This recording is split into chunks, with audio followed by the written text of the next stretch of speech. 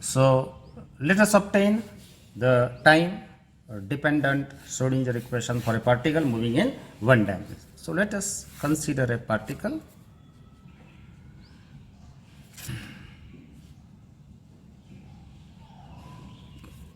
say electron whose mass is m, and this electron is moving with velocity v in one dimension along x-axis, right? So let us consider a particle electron. Let us consider a particle electron having mass m is moving with velocity v in one dimension along x-axis. Okay. So for a non-relativistic particle, the momentum of the particle will be p is equal to mv. Right? What is the meaning of non-relativistic particle? Is a particle whose velocity is less than the speed of light, right? Okay, so for a non-relativistic particle, the particle moving with the velocity less than the velocity of light, the momentum of the particle will be mv.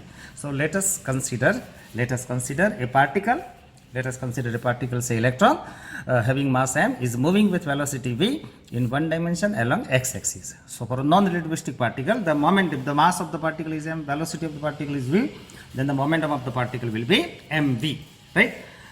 Okay. Now, so this is the description of particle whose mass is m, velocity is v, and for a non-relativistic particle, the momentum of the particle is mv, and the particle is moving with velocity v in one dimension along x-axis. Okay. Now, second part, according to de Broglie hypothesis,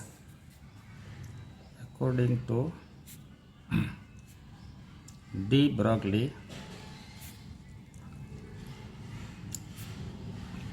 hypothesis, a harmonic wave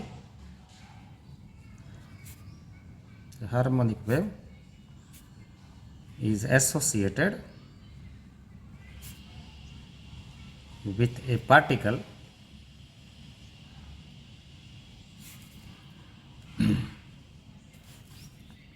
whose angular frequency is omega and wave vector is k. Okay, so we are applying the de Broglie hypothesis for this particle.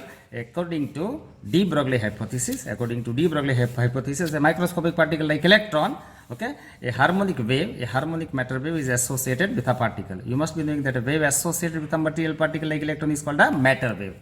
A wave associated with a material particle like electron is called a matter wave, and wavelength of this matter wave is lambda is equal to h upon p, and this wavelength is called de Broglie wavelength. So according to de Broglie hypothesis, a harmonic matter wave is associated with this particle electron whose angular frequency is omega and wave vector is k. Now for this wave, okay, there are two de Broglie relations. You know that p is equal to h upon lambda, and energy of the particle will be hf, right? So let us consider a particle, say electron, having mass m is moving with velocity v in one dimension along x-axis. Its momentum p is equal to mv. Okay. Now, according to de Broglie hypothesis, a harmonic matter wave is associated with the electron or particle whose angular frequency is omega and wave vector is k. Now, according to de Broglie, the momentum of this particle p is h upon lambda, and energy of the particle is hf. Okay. Now, these are the small relations, but having a very interesting meaning, that p is the momentum of the particle, which is particle characteristics, and lambda is the wavelength of the wave, which is associated with the particle. So it is a wave characteristics. For this equation, E is equal to hf is the energy of the particle, which is the particle characteristics, and f is the frequency of the wave, which is associated with the particle. So these two relations gives the relation between particle nature and wave nature. Okay. Now if I multiply this equation with 2 pi and divide with 2 pi, so p is equal to h upon 2 pi into 2 pi upon lambda. You must be knowing what is h upon 2 pi. H upon 2 pi is called h cross. This 2 pi upon lambda is called k. So we got p is equal to h cross k. Okay. Similarly, if you multiply and divide E is equal to hf with 2 pi, you will get E is equal to, let us multiply with 2 pi and divide with 2 pi, we get E is equal to h upon 2 pi into 2 pi f. So E is equal to this h upon 2 pi is called h cross, 2 pi f is called angular frequency omega. Okay.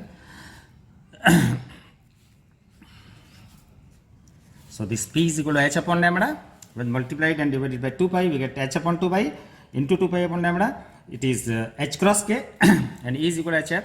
When divided by 2 pi, we get h upon 2 pi, multiplied by 2 pi, we get 2 pi f. 2 pi f, h upon 2 pi is called h cross, 2 pi f is called omega. Okay, so p is equal to h cross k and e is equal to h cross omega are called de Broglie relations. Okay, now from p is equal to h cross k, okay, you can get the value of k, that is equal to p upon h cross. And from e is equal to h cross omega, you will get the value of omega, that is e upon h cross. Okay, there is also equation 2.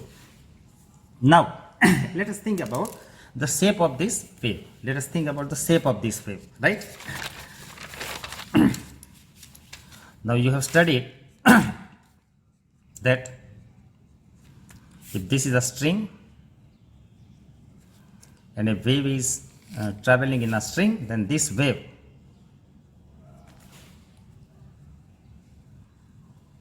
traveling in a string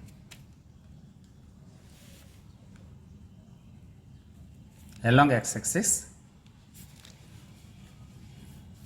is represented by y is equal to a sine or cos omega t minus kx. I think you have studied this equation in 11-12 standard. This equation is a well-known equation which is known as wave equation, right? So the wave equation. So if the wave is traveling in a progressive wave is traveling in a string along x-axis, then this wave mathematically is represented by y is equal to a sine omega t minus kx. A is called the amplitude of the wave. Is called the amplitude of the wave. Omega is the angular frequency of the wave. K is the wave vector. Okay, you must be knowing the equation of angular frequency omega is defined by 2 pi f, and wave vector is defined by 2 pi upon lambda. Right? So omega t minus kx is called phase of the wave, right? So you have studied this in 11-12 standard, that a harmonic wave, a harmonic progressive wave traveling in a string along x-axis is mathematically represented by y is equal to a sine omega t minus kx. This wave is known as wave equation. Now what is the importance of this wave equation? From this wave equation you can know the displacement y of string particle at any time. Okay, you can know the displacement of this string particle at any time, you can know the displacement of this string particle at any time, this particle at any time. Okay, you can know the displacement of any string particle at any time, and that is why this wave equation is very important in case of the progressive wave traveling in a wave. Okay, the progressive wave traveling in a progressive harmonic wave traveling in a string is represented by wave equation a sine omega t minus kx. A is the amplitude maximum displacement of the wave, omega is the angular frequency of the wave, and k is the wave vector. Okay, now from this wave equation you can know the displacement y of the string particle at any time. See, you can see here at this point the displacement of the string particle is 0. At this point the displacement of the string particle is maximum, and that is equal to a. Then again the displacement decreases, becomes 0. At this point the displacement of string particle becomes maximum in downward direction, so it is minus a. And at this point again the displacement becomes 0. So displacement is changing. Similarly the wave associated with the particle like electron, okay, the wave function size is changing. So at this point size 0, at this point size maximum, this point size 0, again psi becomes maximum, psi becomes 0. Okay, so in a wave traveling in a string y is a variable, and in a matter wave associated with the particle like electron psi is the variable. So psi is equivalent to variable y of string wave, right? So here in string the displacement y of the string particle is varying, right? And in a matter wave the wave psi, which is known as wave function, is varying, okay, like y. So psi is equivalent to variable y of the string wave, right? Now let us think about the shape of this matter wave. Now, as I told you, according to de Broglie hypothesis, a harmonic matter wave is associated with the electron. A harmonic matter wave is associated with a particle like electron whose angular frequency is omega, which is 2 pi f, and a wave vector k is 2 pi upon lambda. Now, this matter wave has two types of shape. This matter wave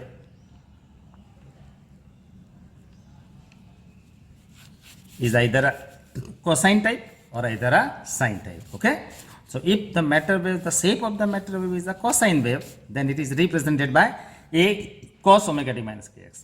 If the shape of the matter wave is a sine wave, then it is represented by a sine omega t minus kx. So, I write here the possible forms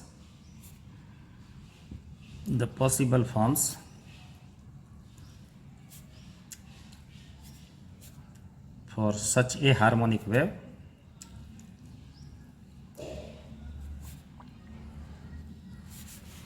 are A. Either the wave is cos omega t minus kx. If the shape of the matter wave associated with the electron is a cosine wave, then it is represented cos omega t minus kx. If the shape of the matter wave is like a sine wave, then it is represented by sine omega t minus kx. Or more generally, linear combination of cos and sine, right?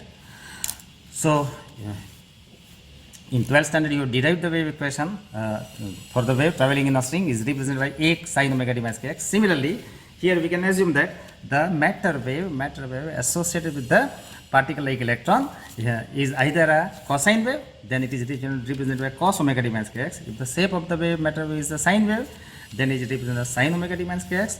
Or more generally, you can say that the matter wave is represented by the linear combination of cosine wave and sine wave. So, you can write psi xt is equal to, if the shape of the matter wave is a cosine wave, then it is represented by cos kx minus omega t. Or if the shape of the matter is like a sine wave, then it is represented by sine omega t minus kx. Right? So, if the shape of the matter wave is a cosine wave, then it is represented by psi is equal to a cos omega t minus kx. If the shape of the matter wave is a sine wave, then it is represented by b sine kx omega t minus kx. Or more generally, you can represent the matter wave associated with the electron by a linear combination of cosine wave and sine wave. That is a cos omega t minus kx plus b sine omega t minus kx. Okay. Mathematically, the value of b is minus ia. Okay. So, you need not to obtain the value of b. Okay. You can directly accept that the value of b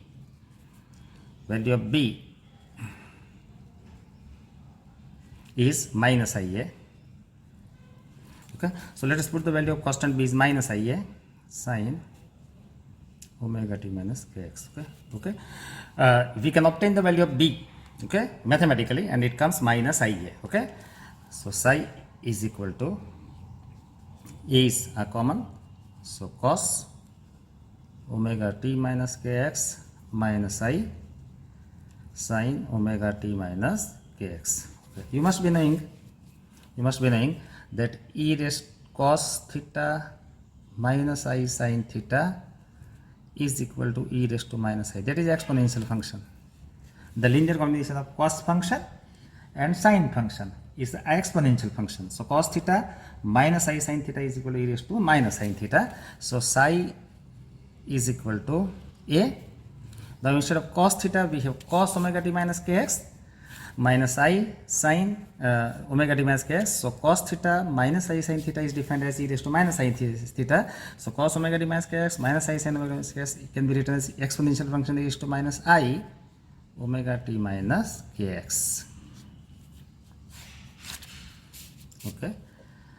Okay. So, the wave traveling in a string is represented, progressive harmonic wave traveling in a string is represented by wave equation a sin omega t minus kx, and the matter wave associated with the particle like electron is represented by a cosine wave cos omega t minus kx, or a sine wave sin omega t minus kx, or the matter wave associated with the particle like electron is represented by a linear combination of cos omega t minus kx plus b sin omega t minus kx, right? So a cos omega t minus kx minus ia sin omega t minus kx. The value of b is minus ia.